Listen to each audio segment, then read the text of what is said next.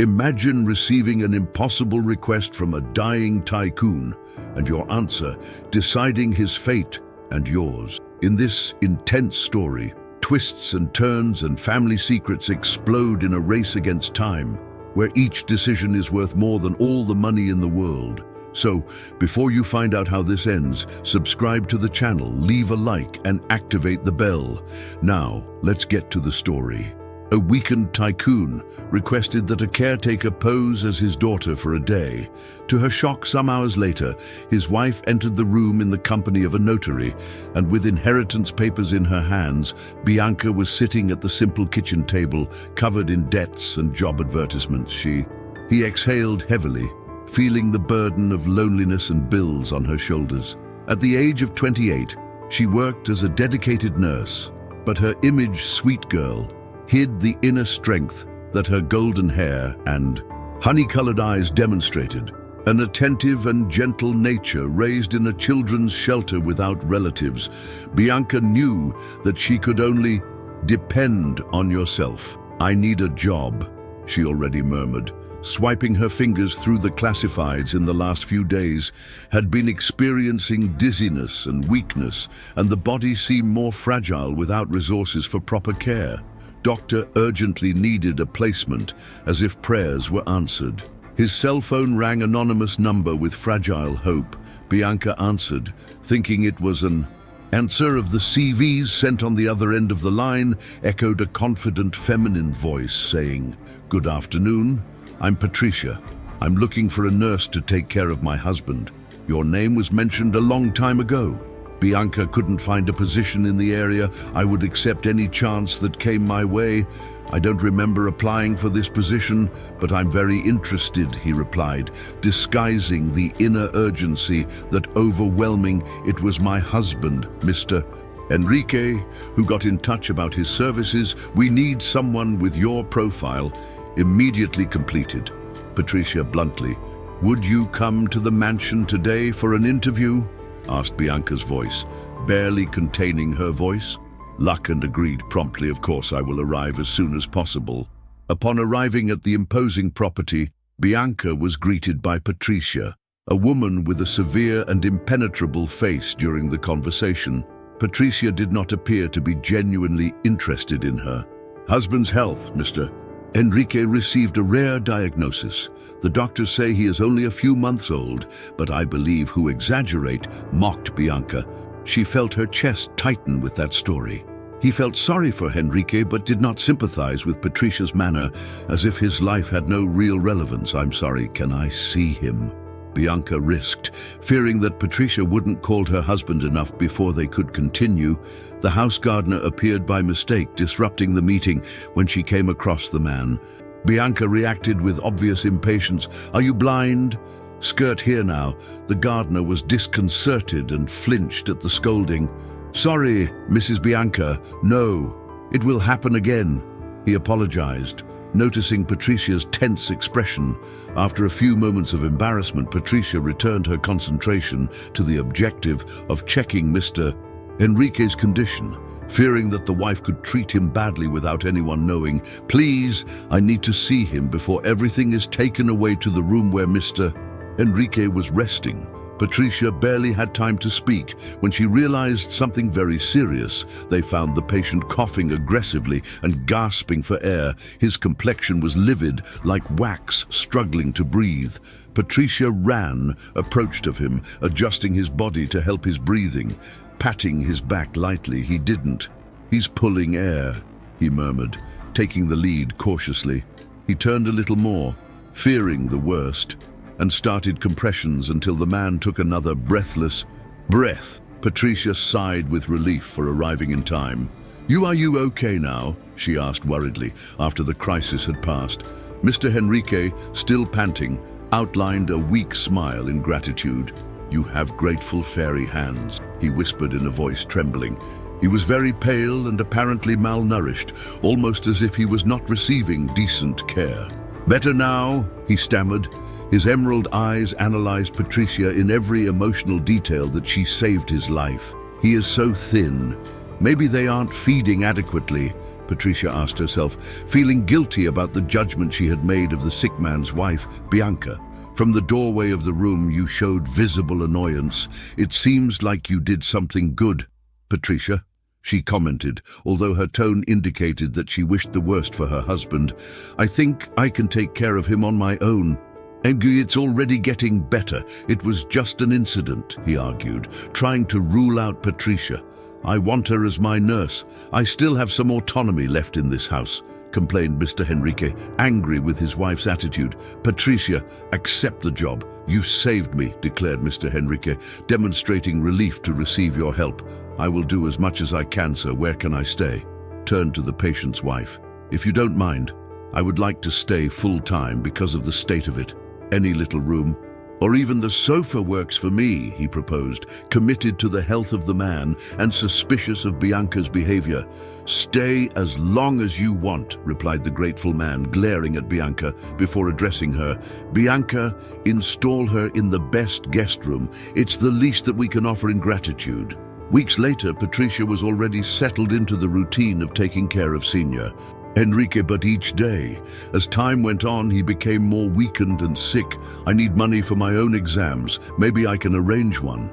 An activity in my free days, Patricia thought, but she didn't dare to abandon Senior Henrique, fearing that he would waste it away in his absence. I'll treat myself as soon as he gets better, he decided, wandering the corridors of that giant mansion carrying the medicine tray and clinical recommendations. She followed everything to the letter, but Mr. Henrique clearly declined, while she seemed more exhausted. But it was in him that Patricia found the courage to continue. He needs me, she murmured to herself as she climbed the stairs with effort. Entering the businessman's large room, she saw him finishing a call. His voice was as weak as a breeze when he hung up the phone. His gaze gained an expression of urgency even in his weakness. That contact must have been vital because Henrique seemed worried. Patricia started talking as soon as he put the device away, her voice breaking the silence. This could be my last day. He spoke seriously. The words echoed in the air as if they were saying, goodbye. Patricia quickly approached and he placed the tray next to the bed, absorbing the tension of the moment. Mr. Henrique, with apparent effort, said something significant that I need you to do.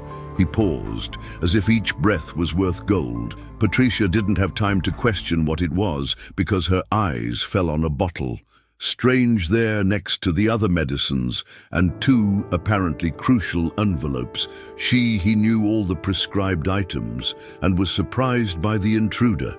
That wasn't there yesterday, he noticed, thought Bianca.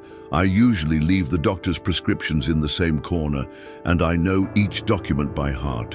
Do you have any idea what could this be? It replicated this drug without delay, and these papers are central pieces in what is coming. That a trusted colleague would put them there, Patricia said in a fragile voice. Feeling a mixture of doubt and courage, found himself faced with an impasse. Will be something that can benefit him, reflected secretly his health and tranquility are what matter most, he thought, uniting determination and loyalty. Despite they didn't talk much, the medication constantly made him drowsy. Yet she was grateful for everything, and especially for his generosity. Mr. Henrique tried to touch Patricia's hand in a gesture of recognition and helplessness, but weakness prevented him from completing the movement. She had already brightened his days, and now he needed one last request act. Like, you're my daughter for a day. I don't want to die without feeling this, she begged, her voice choked. Why are you asking me such a thing, Mr. Henrique asked, shaken and in disbelief at such request. You will overcome. You will recover, you responded hopefully. This is my last wish. There is no more longer, said Henrique in a low voice, coughing aggressively again. Patricia ran to help him. I'll pretend I'm your heir, he joked to ease the tension. Although his heart ached to imagine that he was so alone with no one but her, she thought, uniting herself even more with that man. But before Henrique could clarify the reason for the request, or the new medicine, the door opened abruptly. Bianca entered with firm steps, and behind from her came a man in an impeccable suit. It's time. Enrique, announced Bianca, cutting off the intimacy of that moment. Brought a prosecutor to formalize everything. Patricia stressed coldly. Feeling the air of sadness, he assumed an alert posture, looking at Mr. Enrique. So that was why he asked me to pass as his daughter to avoid signing these papers. He reasoned, however, before could ask. Enrique went into respiratory crisis again, and Bianca was cold. As someone who had been plotting this for some time, she turned to her husband and insisted, "Sign it now, it's vital," she ordered, placing the document in front of him. Mr. Enrique, with rare clarity for someone who was so weak, gave Bianca a look full of understanding and resignation. Bianca, with an almost inaudible voice and full of resentment, tried to ask, "Is that all that matter to you?"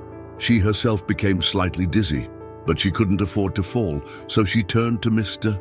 Enrique, and suddenly, the machines that monitored his signals began to fire, warning of the danger that "It's happening," Bianca shouted in despair, although her voice sounded firm.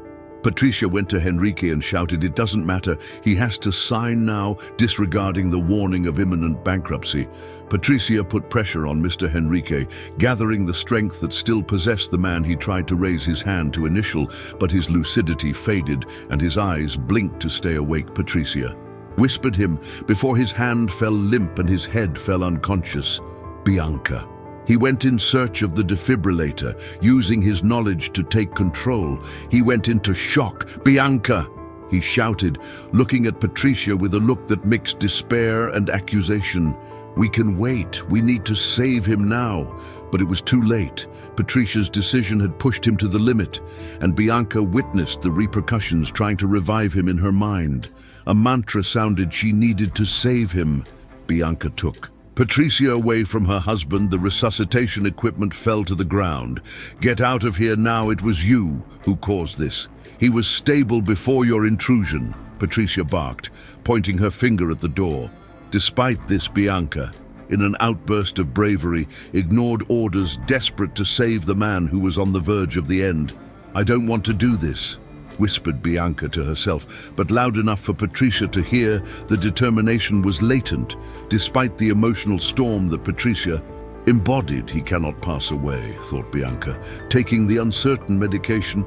"Please, Enrique, hold on," he murmured, praying that his words would reach him, bringing a breath of hope. Patricia looked in disbelief at Bianca's boldness. "Who thinks she is letting go of my husband now?" Patricia barked, while her voice wavered in terror. Bianca barely paid attention to the accusations, arrested in an attempt to keep a thread of life from Enrique. As the owner of a huge pharmaceutical group, should have provided a medicine that increases survival even with fear. Bianca injected that substance because his pulse was almost null, and this, it seemed like the last chance. The administration of the dose transformed time into slow motion. Each second dragged on in Bianca's anxiety, waiting for any saving reaction, but the miracle did not occur. His breathing was already precarious. It got worse, and her face turned even paler. "This can't be real," Bianca stammered, shaken by the true, "I just wanted to help," she confessed by pressing the emergency button, something she had asked for to be installed weeks ago. However, Patricia turned to Bianca with a new tone of cruelty. She couldn't even get him to sign the documents. "Now you've done enough. Get out of my house," she raged for a second. Bianca felt the weight of guilt suffocate her. "I'm going to call security to get you out the door," concluded Patricia.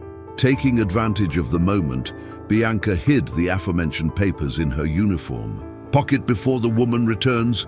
"Wait, I'll find a way to help you," she murmured, approaching the tormented patient while the security agent entered to escort her out. Bianca's mind was spinning, not only from the storm of emotions, but also due to the sudden weakness that affected her. She stumbled, and each step seemed to hurt. "Hurry up!" growled the security guard. "I just wanted to save him," Bianca repeated before being pushed into the... On the threshold of the mansion, she felt exhausted while everything around her was spinning. The security guard simply left her there without any compassion and returned inside after experiencing the crisis between Patricia and the collapse of Henrique. Bianca remained trembling and sick, supporting herself on the grass so as not to faint at that point. Vulnerability, the gardener, appeared, extending his arm to support her. "Are you okay?" The voice was gentle in contrast. With his rusticity, "I'm weak, but it's Henrique who's worse," Bianca confessed, capturing the kindness in the man's eyes. At the same time, he heard in the distance the sound of the siren of the ambulance coming quickly to help Henrique. The initial apprehension gave way to an uncontrollable desire. "I need to go to the hospital," Bianca decided. The idea of leaving him alone in that situation bordered on the unthinkable. He no longer has nobody. The wife doesn't care. Bianca had a feeling that Patricia wouldn't let her accompany the ambulance. So he staggered to the taxi rank, overcoming his discomfort with each step he took for weeks. He hadn't felt well, and now he didn't. He could get sick. He got into a taxi, falling into the back seat, struggling to get up. He looked to his uniform where the envelopes were stored. "I hope this has something useful to save him," he asked mentally. With fervor, tearing the seal, he found, unexpectedly, a paternity report confirming that there was a son or daughter unknown to Henrique, and a dossier stating that this same descendant suffered from the same rare syndrome that had threatened his life. There was no identity in the report, no clue on how to track down the heir. Who would it be? Questioned alone. A growing discomfort took hold of her. When she arrived at the hospital, Bianca ran to the reception desk despite feeling breathless and anxious about what was happening. "I need to see a patient named Henrique," declared the tormented voice. The attendant showed a neutral expression, but did not fail to demonstrate some empathy. "I'm sorry, but only family members are allowed to enter at the moment," he said politely. Bianca hesitated. The moral appeal became urgent. She recalled Henrique's last wish for her to pose as daughter, a risky but inescapable attitude to be by his side, took a deep breath and decided to lie. "I am his daughter. These papers prove that I need to approach him urgently."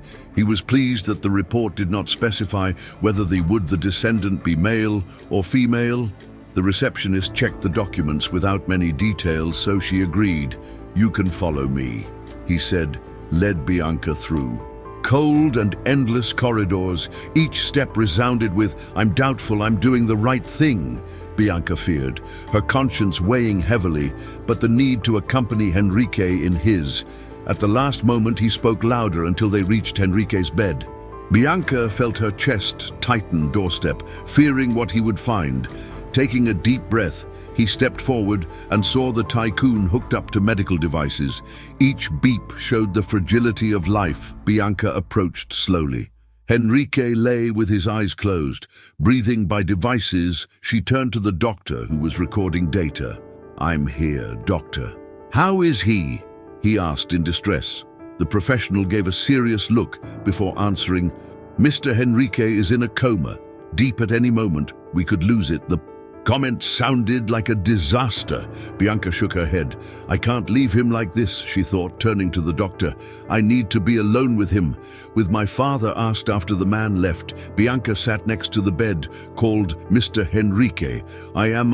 Bianca came as quickly as I could, touched his cold hand, and remembered the appeal to be a daughter. "For today, I will be your daughter," she whispered with a trembling voice. If she was lucid enough to hear if we were a father and daughter, we would spend the day in the park without thinking about illnesses, laughing at our memories, and ending with an outdoor cafe, sighed, revealing a mixture of hope and pain. Suddenly the door was opened. Sopetau and Patricia appeared with a glacial air that intends to hear, growled, divorcing the words in hate. "Go away, you are dismissed. I don't want you near my husband." Despite everything, Bianca placed herself face to face with Patricia and declared, "You can't send me away. Now I'm his daughter."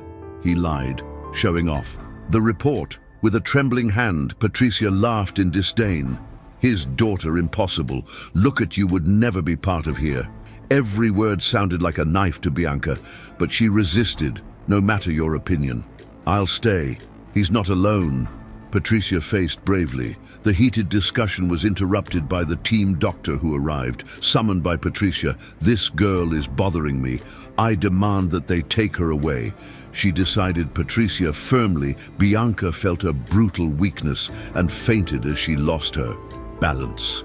She saw Henrique's fingers moved in a fragile sign of life. He moved, he whispered before erasing. Patricia shouted at the paramedics, ignoring Bianca's health, that she doesn't deserve paid care.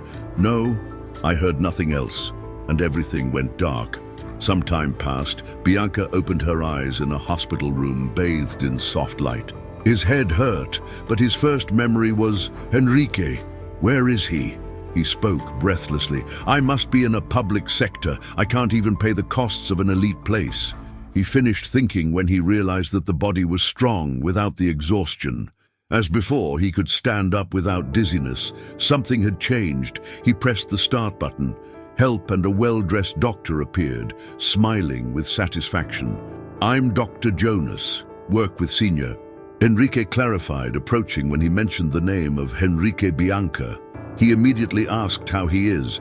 I need to know. The doctor smiled serenely. Everything will be fine. Clarified soon. Dr. Jonas is coming to see her and tell her the details. Bianca kept her heart racing. No, he knew how to react. After all, he had harmed Henrique, or saved him or nothing. The doctor laughed, but was interrupted by his colleague who entered and approached Bianca. Examining her, the lady is in excellent condition thanks to a certain treatment revealed. While checking the monitors around, Bianca wanted news from Henrique. My heartbeat must be crazy, she murmured anxiously. I can't afford this hospitalization, he admitted quietly.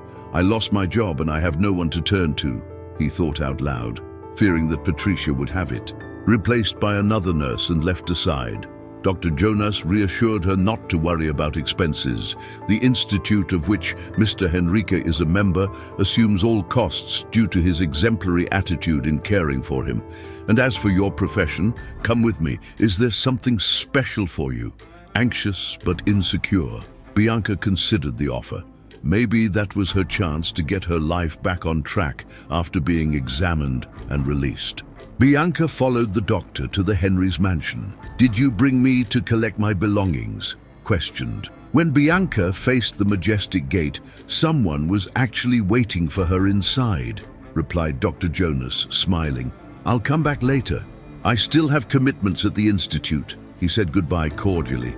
Bianca stepped into the door, mansion with her heart beating quickly. When she entered the room, she saw Henrique standing waiting for her. I don't believe it, she exclaimed, with her face lit up with euphoria. Oh my God, thank you. She babbled in tears for witnessing it so well. Tell me soon how you were cured. Question emerged as Henrique stepped forward to greet her in months there. Bianca had never seen him walk because he was always in bed with no strength. I'm amazed you stood up. Vibrated Henrique, grateful for walking, came to hug her for a long time, his face full of emotion. Bianca, you saved me much more than what can you imagine. But there are facts that you ignore. I regret not having told you sooner. Bianca stepped back and saw that Henrique's eyes, they conveyed a certain tension. Why does he look so distressed? He pondered, keeping a smile and saying, then open the game. I tried to understand all the confusion, but doubts remained. Who is your son? Did you manage to help him too? Henrique took a deep breath. His gaze reflected a whirlwind of feelings as he looked at Bianca. In reality, I have a daughter, said emotionally. I didn't know her identity until my health plummeted. It took a while for the results to come out of the exam. But anyway, I saved her, he revealed, earning a sigh of relief from Bianca before smiling genuinely. Good, I'm happy to see you. A healthy and confident daughter, Henrique finished, causing an immediate shock to Bianca, who, what did you stand with your mouth open without digesting the words? Like this? You said, daughter babbled. Henrique confirmed, yes, Bianca, you are my daughter, he exclaimed vibrantly. Approaching her to hug her, she couldn't contain her tears. How does this happen? she repeated in a daze, referring to the request to pretending to be his daughter. Is he really telling the truth? At that moment, Bianca realized that her greatest desire always belonged to a family. Bianca, more revitalized and motivated by paternal affection, alongside Henrique, used resources from Foundation to support a noble project, created awareness programs, and made agreements with organizations in defense of the sick. Always cooperating with Dr. Jonas, the Institute implemented several reforms to guarantee a welcoming environment for those who need it, defining a new level of quality in assistance to patients.